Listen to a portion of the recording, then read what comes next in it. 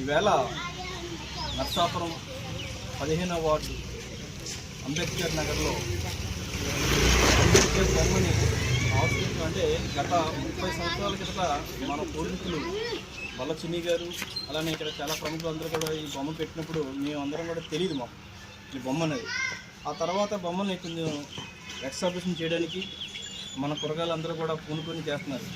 అయితే ఈవేళ ఒక ప్రత్యేకత చెప్పగలరు. ఎలాగంటే అంబేద్కర్ అనే పదం అదొక శాసనం అని నేను ఎందుకంటున్నానంటే, ఈవేళ ఒక రాజ్యాంగాన్ని రచించడం అనేది సామాన్య విషయం కాదు.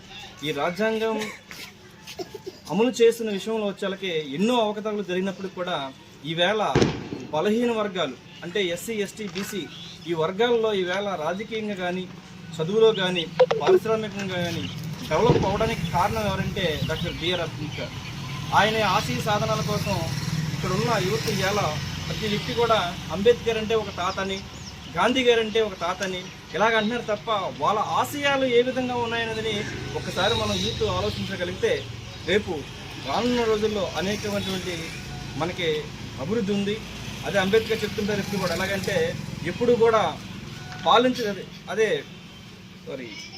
అంబేద్కర్ చెప్తున్న నినాదం ఏంటంటే ఒక మాట ఆయన అంటుండేవారు ప్రతి మా బడుగు వర్గాలు బానిసలుగా కాకుండా పాలకులుగా ఉండాలని చెప్పేసి ఆయన ఎప్పుడు కూడా కంచించేవాడు. కానీ ఈ రోజు కూడా అది అమలు జరగట్లేదని మనం ఖచ్చితంగా మనం చెప్పాలి. ఎందుకంటే దానికి మనమే కారణం. ఖచ్చితంగా మనకు హక్కులు ఉన్నాయని కూడా మనం నిలబడి మాట్లాడలేని పరిస్థితులు మనం ఇవాళ ఉన్నందుకు నిజంగా మనం బాధపడాలి. కానీ ఇవాళ ఆ అవకాశం ఎలా వచ్చారంటే అంబేద్కర్ ఓటు అనే ఒక మహా ఆయుధాన్ని మన చేతిలో పెట్టడం జరిగింది.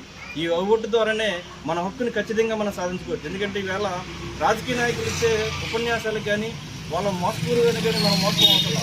మన హక్కులు ఎలా ఉన్నాయని దానికోసం మనం ఒకసారి మాట్లాడితే ఆయన ఇచ్చిన ఆయుధాన్ని ఈ ఓటు హక్కు అనే దాన్ని అందరూ వినియోగించుకొని రేపు రానున్న రోజుల్లో మంచి పరిపాలన తేవాలని కోరుకుంటూ, అలాగే అందరం కూడా మంచిగా ఉండి రేపు మా ఇప్పుడున్న కులం యూత్ అందరికీ నేను చెప్పేది ఏంటంటే వచ్చే పుట్టినరోజుకి ఈ అంబేద్కర్ జయంతి రోజున మనం చాలా ఘనంగా చేసుకుందామని కోరుకుంటూ సెలవు తీసుకుందాం.